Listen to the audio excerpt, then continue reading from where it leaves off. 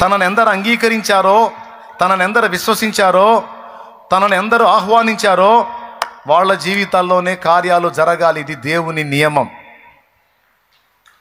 అందుకే ఆయన పిలుస్తున్నాడు, ప్రయాసపడి భారము మోయిచున్న సమస్త జనులారా నా యొద్దకు రండి, నేను మీకు విశ్రాంతిని కలుగజేతును. నేను సాత్వికుడను, దీన మనస్సు గలవాడను, నా కాడి సులువు, నా భారము తేలిక. నా యొద్దకు వచ్చి నా కాడి మీ మీద ఎత్తుకొని నా యొద్ద నేర్చుకొనుడి, అప్పుడు మీ ప్రాణములకు విశ్రాంతి కలుగును అని నా ప్రభు మాట్లాడాడు. ఎంతమంది యేసు ప్రభు దగ్గర రావడానికి ఇష్టపడుతున్నారు? ఎంతమంది అయితే ఇష్టపడి అడుగు ముందుకేశారో వారందరూ రక్షింపబడుతున్నారు, నిత్య జీవానికి వారసులు అవుతున్నారు.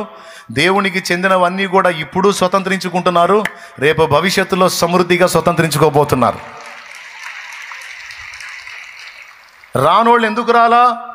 కులాన్ని బట్టి రాలా కొంతమంది, మతాన్ని బట్టి రాలా కొంతమంది, వ్యసనాలను వదిలిపెట్టుకోవడానికి మనసు లేక రాలా కొంతమంది, అక్రమ సంబంధాలను తెంచుకోవడానికి ఇష్టం లేక రాలా కొంతమంది. ఎందుకంటే యేసు ప్రభు దగ్గరికి వస్తే ఆ లింకులు కట్ చేయమంటాడు. ఆ కట్ చేయమంటాం అనేది లేకపోతే బాగుండు, అందరూ వచ్చేస్తారు, కానీ కట్ చేయమంటాడు, అది నచ్చదు జనాలకి. కాబట్టి లింకులు తెంచుకోవడానికి ఇష్టం లేక కొంతమంది రాలా. కొంతమంది మనుషులు చేసే విమర్శలకు రాలా. రకరకాల కారణాల చేత కొంతమంది రాలేదు ప్రభు దగ్గరికి. కొంతమంది అవిశ్వాసాన్ని బట్టి రాలా. అవన్నీ జరుగుతాయంటావా, అవన్నీ నిజం అంటావా, వీళ్ళు చేయండి ఏంది, ఆయన చేసేది ఏంది ఏందో అనుకుని కొంతమంది అవిశ్వాసంతో రాలా. ఇక్కడ యేసు ప్రభు చెప్తున్నాడు ఏంటంటే, ఎందరు విశ్వసించారో వాళ్ళని మాత్రమే రక్షించడానికి అవకాశం కుదిరిద్ది, విశ్వసించని వాడిని రక్షించడానికి ఛాన్సెస్ లేవు అని తేల్చేశాడు. ఈరోజు కోట్ల మంది మనుషులున్నా అందులో కొందరు మాత్రమే రక్షణలోకి రావడానికి గల కారణం, కొందరు మాత్రమే ఆయనను అంగీకరించారు, ఆయన విశ్వసించారు. వారికి మాత్రమే ఆ రక్షణ దక్కుతుంది, ఆ విడుదల దక్కుతుంది, ఆ నిత్య స్వాస్థ్యం దక్కుతుంది.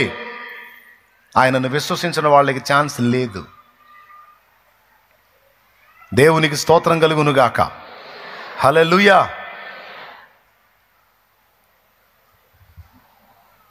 లేకపోతే మొత్తాన్ని లాగేస్తుండే కదా, ఆయన మొత్తాన్ని తీసుకొచ్చి కూర్చోబెడుతుండే కదా. మరి ఎందుకని అలా చేయలే? కుదరదట్లా, కుదరదు. ఇక్కడ దేవుడి స్పందనతో పాటు మనుష్య స్పందన కూడా కావాలి. స్పందన, ప్రతిస్పందన. దేవుడు రెడీ, నువ్వు కూడా రెడీయా? ఒక ధనవంతుడు ఉన్నాడు. ఆ ధనవంతునికి చాలామంది అప్పున్నారు.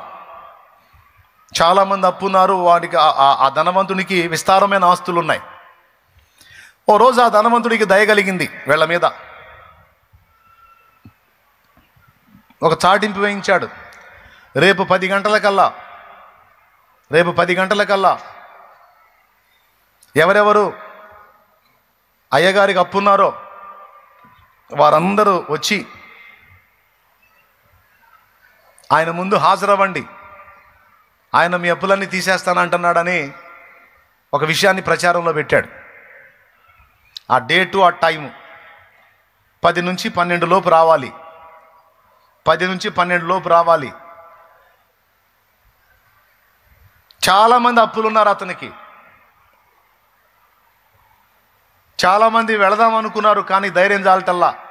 ఎందుకంటే ఇంత పెద్ద పెద్ద మొత్తాలు ఆయన ఎందుకు వదిలిపెడతాడు, అట్లా ఎందుకు చేస్తాడు అని ఎవరు వెళ్ళలా. కొంతమంది వెళ్ళారు, కానీ వాకిలి దాటి లోపలికి పోట్ల, మొత్తం బయటే ఉన్నారు గుంపులుగా. ఎందుకో తెలుసా? ఎవరన్నా వెళితే వాళ్ళని తిట్టకుండా వాళ్ళ డబ్బుల్ని కొట్టేస్తే ఆ తర్వాత మనం కూడా వెళ్దామని వచ్చారు, కానీ వాకిట్లోనే ఉన్నారు, ఎవడు లోపలికి పోలా. 10 దాటింది, 10:30, 11, 11:15, 11:30, 11:30. ఒక ముసలి జంట వచ్చారు, ఇద్దరు వృద్ధులు, ముసలి జంట రోసుకుంటా వచ్చారు.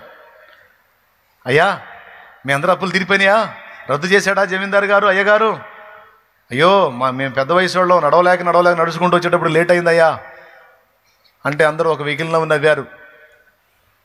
ఎందుకు నవ్వారు? మేము ఎవడం పోలేదని. ముసలాళ్ళు ఆ సంగతి పట్టించుకోవాలా, హడావిడిగా లోపలికి వెళ్ళిపోయారు. జమీందారు గారు కూర్చొని ఉన్నాడు. పని వాళ్ళు ఉన్నారు. అడిగాడు, అందరికీ ప్రకటన చేశారా?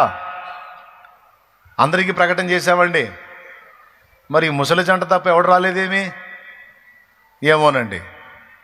సరే, ఆ పెద్దోళ్ళ కాగితాలు తీసుకోండి. ఏమా, ఎంత అప్పున్నావు నువ్వు? అయ్యా ఫలానా రోజు ఇంత, ఫలానా రోజు ఇంత, ఫలానా రోజు ఇంత, ఇంత మొత్తం ఉందాయా నాది, ఇంత కట్టాలా మీకు?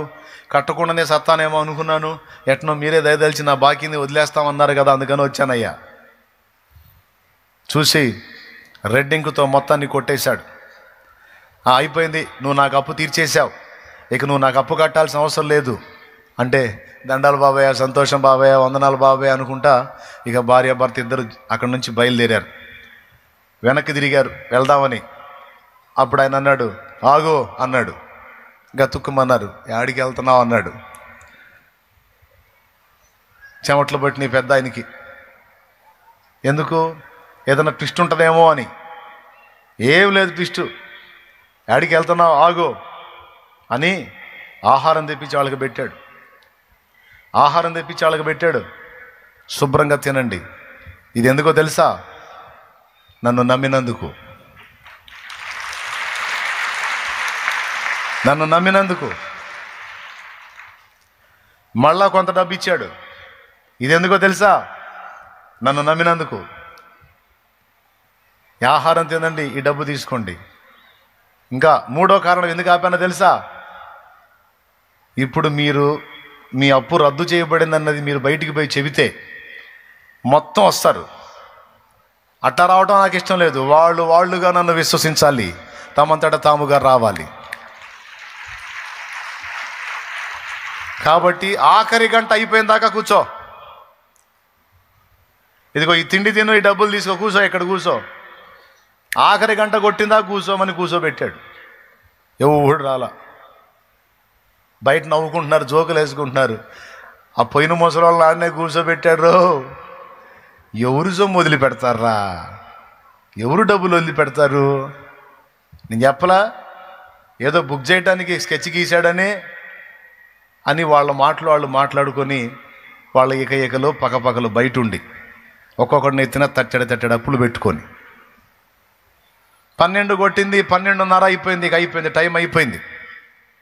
బయటకు వచ్చి చాటింపు వేశారు, మీకు ఇవ్వబడిన సమయం అయిపోయింది, మీరు ఇళ్ళకి వెళ్ళవచ్చు అని. ఆయన నిలబడి చూస్తున్నారు. ఆ తర్వాత ముసలి ఇద్దరు బయటకు వచ్చారు, కడుపు నిండా తిని సొమ్ము చేత పట్టుకొని. ఏంటి డబ్బులు ఎక్కడే మీకు? మీ అప్పులు ఏమైనాయి?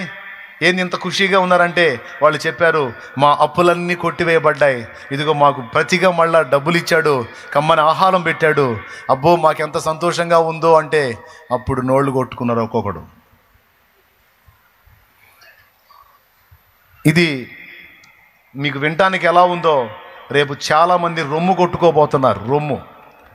రొమ్ము కొట్టుకోబోతున్నారు. ఎందుకో తెలుసా?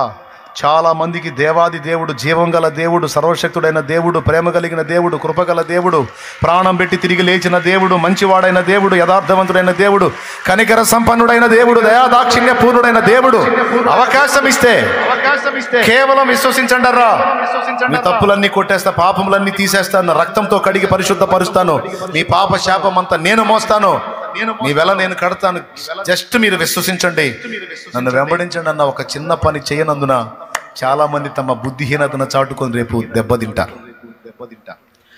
ఈ చిన్న పని చేసిన అనేకులు రేపు ధన్యులు కాబోతున్నారు.